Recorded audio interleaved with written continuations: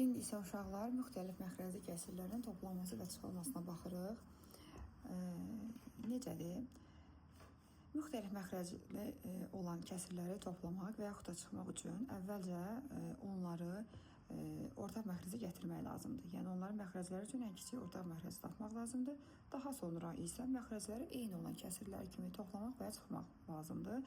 Əgər sonda aldığımız cavabda baxırıq kəsirimizi ixtisar etmək mümkündürsə, sonra qədər tamamlayıb ixtisar etmək lazımdır. Gəlin indi baxaq. Məsələn, baxırıq ki, müxtəlif məxrəcli kəsirlərdə çıxılmasının fərqini verib 18 ilə 12. Birinci deməli nə edir? Mən birbaşa görürəm ki, 18 ilə 12-nin əköbü 36-dır. Təbii ki, birbaşa görənlər təbii ki, yazır. Mən bu izah etdiyim isə, yəni görməkdə çətinlik çəkənlər üçün, yəni ümumi bir qaydadır. Əköb 18 ilə 12-nin əköbünü tapırıq. Niyə? Çünki 18 ilə 12-ni ortaq məxrəcə gətiririk. 18, 12. Müəllim, bu necə şifahi tapmaq olar uşaqlar? Sadə vuruqlarını ayırmadan 18 ilə 12-nin əköbünü tapmaq üçün qayda necədir? Birinci ədədi götürürsünüz. Əgər birinci ədəd ikinci ədədə bölünürsə, əköb odur. Hal-hazırda baxırsınız ki, 18 12-yə bölünmür. Ona görə bu əköb ola bilmir. Keçirik. Böyük ədədin 2 mislini tapırıq. 36. 36 18-ə təbii ki, bölünəcək. Çünki o 2 mislidir. 36 12-yə bölünəcəkmi? Bəli, bölünəcək. Birbaşa 36 götürə bilərik. Mən bəzən onu görmürəm. Standart qayda ilə eləmək istəyirəm. Təbii ki, 18 2-yə böləndə 9, 3, 3, 3, 1.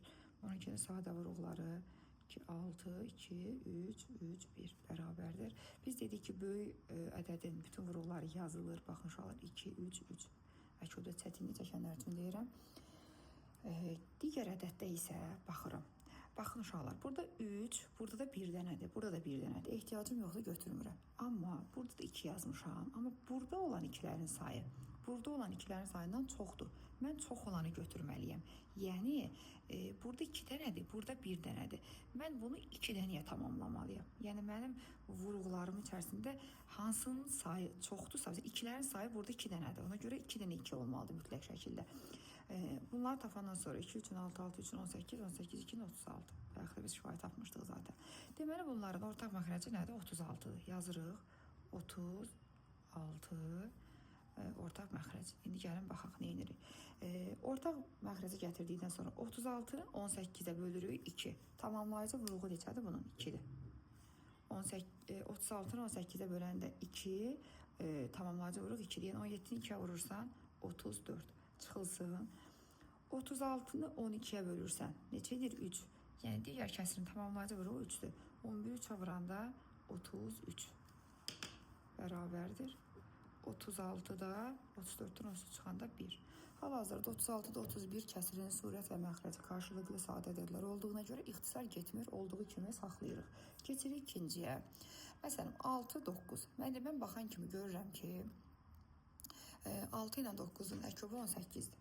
Necə görürəm? Əköb 6, 9. Yəni 6 ilə 9-u hansı ədədə tamamlaya bilərəm? Nə demişdik? Böyük ədədi 9-u 6-ya bölürəm, bölünmür. 9-un 2 misini tapıram, 18. 18 6-ya bölünür, bəli. 18 zaten 9-a da bölünəcək, çünki 9-u artırmışam. 18-i götürə bilərəm, bəli. Müəllimin əlində standart yolla göstərin. Sadə vuruqlarını ayırmaqla, yəni.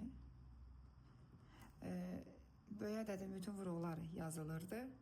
Digər ədəddə də 3-dən baxın uşaqlar, bunu deyirdim mən. Burada 3-dən 2 dənədir, burada 3-dən 1 dənədir. Mən artıq çox sayı zaten götürmüşüm, ona görə buna ehtiyacım yoxdur. Bilirəm, burada ehtiyac duyulan 2-də götürürəm. Bu da eləyir 18. Yazırıq yenə, ortaq məxrəc 18-dir. 18-i birinci kəsirin məxrəcinə bölüb, surətinə vurmaq lazımdır. Tamamlayıcı vuruq deyirlər ona. 18-i 6-ya böləndə 3, 5 üçün 15. 18-i 9-a böləndə 2, 2-2-nin 4 yazdıq. Bərabərdir 18-də 19. Bu belə də qala bilər, amma adətən belə qalmır. Niyə? Çünki bu düzgün olmayan kəsirdir. Düzgün olan kəsiri qarşılıq kəsirə çeviririk. 19-u 18-ə bölürük. Yəni 19-un içərisində 18 bir dəfədir. 1 tam 18-də 1. Yəni son cavab belə saxlansa daha yaxşıdır. Keçək buna baxaq uşaqlar. Toplama da var, çıxma da var. Baxırıq, birinin məxrəci 14, biri 7, biri 28. Bunlar üçün hər üçü üçün ortaq məxrəc yazmalıyıq. Dərhal görənlər təbii ki, yəni zaten çox uşaq dərhal görür.